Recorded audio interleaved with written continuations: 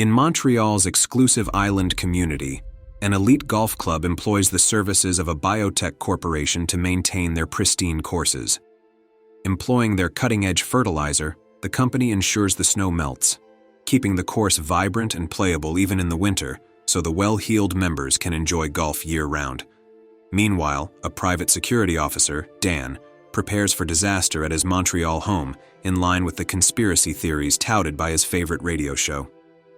Attempting to start a fire without matches ends in a minor mishap, resulting in a singed eyebrow.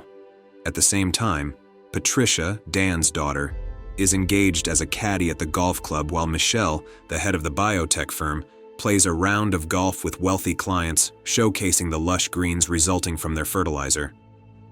There's a hidden menace, however. The fertilizer is silently seeping into the community's water supply, contaminating it. At a different location, actor Jacques unknowingly consumes the contaminated water before departing for a supermarket trip. The produce and implements at the store have also been washed with the infected water, while the shelves carry the spray of the polluted tap water to keep items fresh. Jacques starts to feel unwell but shrugs it off initially. Arriving home, he notices his teeth turning green and experiences stomach cramps. Catching his wife in the washroom, he by this point has transformed into a zombie. The unfortunate woman becomes his first victim, succumbing to his zombie bite and transforming into one herself. Jacques and his undead spouse share a chilling moment in a bathtub, complete with green eyes and halted movements. Back at the golf club, Michel and his clients find themselves alone in the main structure. Their solitude is shattered by a frantic man warning them of an unnamed sickness. He's swiftly followed by a horde of zombie staff members in pursuit. A dog also makes an appearance, furiously leaping on and biting one of the wealthy clients as Michel and the client's husband battle to fend it off. The horror intensifies as they spot more zombies emerging from their hideouts. In the midst of her transformation into a zombie, a woman remains in a frozen state, prompting the immediate response of the two men present. Intent on seeking refuge, they flee within the safety of a nearby building, ensuring the entrance is securely locked as a measure to fend off the approaching undead. Their defense is, however, breached by a dog that quickly gnaws on the man's leg, compelling them to confine it within another room. The tension escalates rapidly as his human form succumbs to the transformation following the bite. Consequently, his pursuit of Michel begins, who in reaction arms himself with a knife and scurries into the kitchen. Elsewhere in town, an elderly woman's outcry over her neighbor's turbulent behavior prompts an intervention from Dan. Upon his arrival, he witnesses the horrifying sight of his neighbors, now converted into zombies, asserting their presence on the other side of the entrance. Simultaneously, the elderly woman herself undergoes the harrowing transformation, and the chase for Dan commences. His instinctual reaction is to seek the safety of his vehicle and lodge a distress call, which, unfortunately, receives no response. His attempts to establish contact with Patricia also prove futile. In the midst of the escalating chaos, he decides to relinquish his company vehicle to retrieve his personal car equipped with a weapon and begins his search for his daughter.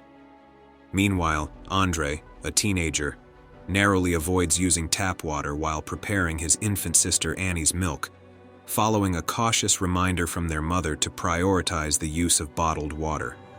Andre's disdain for water is evident in his inclination towards carbonated drinks. Their mother's sudden bout of dizziness is dismissed by Andre as a straightforward consequence of her regular exercise regimen. The suspense intensifies when the mother's state degenerates abruptly into a full zombie transformation, prompting a frenzied chase within their residence. Andre's harrowing attempt to evade her leads him into tripping outside their home. As his mother closes in on him, Dan intervenes in the nick of time, and with the impact of his car, injures her severely, though she remains alive. Andre's instinct to aid his mother is halted by Dan, who conveys the unnerving revelation that the emergency services remain unreachable. He advises Andre to find refuge within his house, but Andre resolutely stands his ground, refusing to abandon his mother. He struggles to drag her into their house and barricades all possible entries. His desperate calls for help are met with an automated response, a chilling announcement that their island is faced with an enforced quarantine. It's uncovered at the points where the island and mainland intersect. A barricade has been erected by the city's law enforcement, preventing any form of movement in or out. Concurrently, the mother makes an attempt to assault Annie, prompting Andre to intervene, apprehend her, and sequester her in the washroom. Upon observing the showerhead's slight leaks, she chooses to get into the bath. As this happens, Annie's incessant weeping starts to draw the undead towards their door. In an attempt to mask the sound, Andre blankets her with cushions, a quilt, and even a substantial stuffed toy until her sobbing becomes inaudible, causing the encroaching zombies to dissipate. Shortly after, Andre's feline companion saunters back into their home via the animal entrance. Unexpectedly, a flesh-eating creature reaches through trying to grab Andre, but the boy flees the room. The creature freezes until Andre re-emerges clutching a golf club. However, he opts to remain hidden rather than striking it. Simultaneously, Patricia finds refuge in the golf clubhouse garage and finally contacts her father for support. Dan Swiflety reaches the scene and comes across several zombies outside. However, he doesn't dread battling them and proceeds to swiftly end a few and stuns others using a knife before rushing inside. Just when this occurs, the police retreat from blocking the bridge as military troops soar in via aircrafts to ravage the primary locations on the island, leading to a power outage. The subsequent dawn, Annie's babysitter attempts to drive across the bridge to reach her job, but discovers it's been decimated. Meanwhile, Andre films the zombies through the window, pausing only to tune into a news conference from the Secretary of Internal Affairs.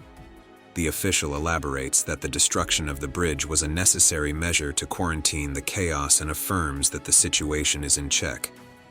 Just then, Andre's phone battery drains out. Furthermore, upon inspecting his mother, Andre finds her drenched in some grotesque green liquid. Out of the blue, Annie crawls in and their mother lunges to attack her. To divert her, Andre generates noise and rustles her beloved vegetables to lead her away. Upon reaching the living room, his mother clumsily collides with the television stand, leading to its tumble and resulting in her death. A dejected Andre is left with no option but to move her body back to the restroom, where he notices grass sprouting on her wounds. He retrieves her phone, only to find it dysfunctional. Next, Andre takes a ladder to the front door for a survey outside and establishes that the walking dead still lurk under the daylight. Finally, having enough of the isolation, he clutches the golf club, secures Annie in a baby carrier, and opens the door, allowing the zombies to notice the cat and give chase. With a cleared path, Andre makes a break for the grocery shop, with an undead mob in pursuit. He finds the gate locked and is nearly swamped by the monsters when, at the last minute, a door swings open and Dan pulls him inside. Dan arrived the previous day, setting up a modest campsite, although he lacks a clear strategy. All the boats have been removed, making it lethal to attempt a river swim due to hypothermia. Andre heads off to locate baby milk substitute, whilst Annie explores. Suddenly, Annie stumbles upon a locked door hiding a zombie, Patricia, who is now also infected. Dan has chosen to keep her close in the hope a cure will eventually materialize. At the golf club, Michel has secured all entrances. He uses a radio to stay in contact with his company staff, who inform him that specialists are en route, and he must adhere to certain procedures. A zombie dog continuously barks at him, forcing him to shoo it away. It then becomes apparent that he's killed his mate in the kitchen. Meanwhile, back at the shop, Dan struggles to maintain a fire, so Andre utilizes a blowtorch. As they dine, they listen to Dan's preferred radio broadcast. The announcer believes eco-terrorists are to blame for the zombie onslaught. The presenter manages to secure an interview with the public safety minister, only to be given evasive responses in indecisive language. The suspicious host theorizes that the government may be prepared to sacrifice its citizens to restore order. Dan decides to make an outgoing call to the radio station to announce their survival and request assistance. However, the host, concerned about the spread of the contagion, insists on understanding the full situation before pledging his support. This prompts a frustrated Dan to hang up. Afterwards, Dan and Andre concur that they need to find the cause of the outbreak in order to develop a vaccine. With some thought, Dan surmises the water could be the cause. Considering it's the one common element to all people, however, his paranoia prevents him from consuming tap water. Suggesting that the water supply might have been a target for terrorists is something Andre finds absurd. Shortly after, the three of them, together with Patricia, who now has her head sequestered within a cage to prevent biting, exit the shop. They come across a group of zombies smeared in green slime and basking in the sun, with a young girl launching an attack on Dan at first sight. In a swift motion, he shoves her aside, his conscience preventing him from murdering her, and proceeds onward. The team successfully enters Dan's vehicle before being overrun by the undead and escapes the vicinity unscathed. Concurrently, an armed duo, who are twin siblings sent by the Biotechnology Corporation, arrive at the golf club and efficiently eliminate every single undead creature that crosses their path. Inside the clubhouse, Michel is in the midst of incinerating all contracts and paperwork related to his agreement with the club, retaining only a tiny specimen of the fertilizer. Soon after, the twins locate Michel. He manages to snatch one of their suitcases, which houses orbs filled with an antidote that can neutralize the infection within a day. As he seizes one of these orbs, the twins apprehend him, forcing him to consume the fertilizer specimen before rendering him unconscious. As his limp body is being hauled away, one orb tumbles onto the floor. Switching focus back to the escapees, they reach a water plant and come to a decision to leave Annie in the vehicle to prevent her weeping from attracting the undead. With Patricia unable to be left with the infant, Dan and Andre escort her inside the building where a plant-like undead creature lurks in the water. Sensing its presence, Patricia bolts toward it, leaving the men with no option but to trail behind her. She locates the pool swiftly and dives in, prompting Dan to dive in after her in a rescue attempt. Out of nowhere, another undead surfaces and is about to launch an attack. However, when Dan gets hold of Patricia, he shields himself with her, causing the undead to retreat. Upon approaching, Andre makes the unsettling discovery that the zombies will not harm each other. Suddenly, one of the creatures notices Andre and immediately gives chase. As Andre flees into the open, he is pursued by an increasing number of zombies. Meanwhile, Dan attempts to rescue Patricia from a body of water and inadvertently rips off her arm. Andre, in due course, reaches a car and takes refuge inside. Soon, Dan also escapes, skillfully using Patricia as a human shield against the zombies. They join the brothers in the car, and Andre hears a noise that makes him realize that Patricia also has a phone. Andre takes the device and makes use of Patricia's detached limb to unlock it, revealing grass growing from the severed flesh. This perplexes Dan, as grass growing in winter is unusual, until he recalls the golf club's recent innovation. It dawns on him that this may not be the handiwork of terrorists, but golfing enthusiasts. At the golf club, twins are seen busily attempting to destroy mysterious orbs scattered around the green to eradicate any proof of their deeds. Upon Dan's group's arrival, they note the peculiar haze over the golf course and ensure it's all caught on camera. As the front door is locked, Dan embarks on searching for an alternate entrance leading him to the roof and inside the premises to unlock the front door for his squad. Patricia is confined in a storage room while Andre tactically utilizes chairs to create a secured playing area for young Annie.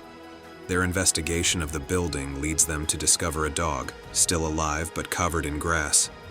Suddenly, Dan starts feeling unwell, and Annie starts crying, propelling Andre to rush to her side only to find she's escaped her makeshift enclosure. As Andre sets off in search of his sister, Dan stumbles upon a stash of explosives set to destroy the building imminently. His condition deteriorates, but he continues on his mission, finding a room housing the timer, controlling the explosives. With the remnants of his strength, Dan uses Patricia's severed arm to halt the countdown, just as his eyes turn green. Unaware, the twins outside notice no explosion and re-enter the building where they come across Annie in the kitchen. Before making their exit, they feed her some fertilizer. Andre, now in panic mode, stumbles across a zombified Michel locked in a room, but manages to locate his sister and leads her to safety. In an adjacent chamber, Andre encounters the twins blocking his path, forcefully attempting to feed him fertilizer by suppressing Annie's screams. Just as the twins endeavor to feed him, Annie turns into a zombie and injures one of the twins. In reaction, the other twin almost falls victim to Dan's attack when Andre shoves her towards him and Dan injures her. On retreating, Andre inadvertently steps on the antidote sphere, initiating its smoke to spread in the room and commence its work within Annie and Dan. In the ensuing chaos, Dan rushes after Andre towards the kitchen. However, just as Dan is about to injure him, he senses Annie and refrains. Concurrently, the twins take out their weapons and mutually wound each other, preventing full transformation. Subsequently, Andre retrieves Dan's old-fashioned telephone from his coat and rings Patricia's phone. Upon locating it, he films a video detailing the events and pleading for rescue. While the video spreads on the news, Andre takes Dan to a secluded room where he can safely stay with his daughter. The government swiftly sends military helicopters for thorough cleansing. A squad of soldiers equipped with flamethrowers move to eradicate any zombies on site, whereupon Andre goes out to seek assistance, presenting Patricia's arm for potential vaccines. A different survivor reaches the troops first, but gets gunned down. As the cure kicks in and Annie gets better, Andre decides to hide since obviously the soldiers aren't here to save anyone. At the golf club, Dan recovers as well, but he and Patricia are incinerated immediately when the soldiers open the door.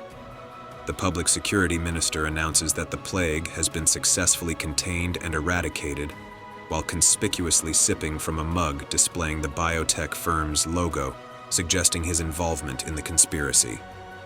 Andre remains on the move, discovering numerous survivor bodies that were executed. Unexpectedly, Andre spots a boat in the river carrying volunteers, led by Annie's nanny, who does not hesitate to rescue him. As they leave the island, Andre realizes that his arm is now useless and throws it into the water, where a fish bites it and quickly transforms into a zombie.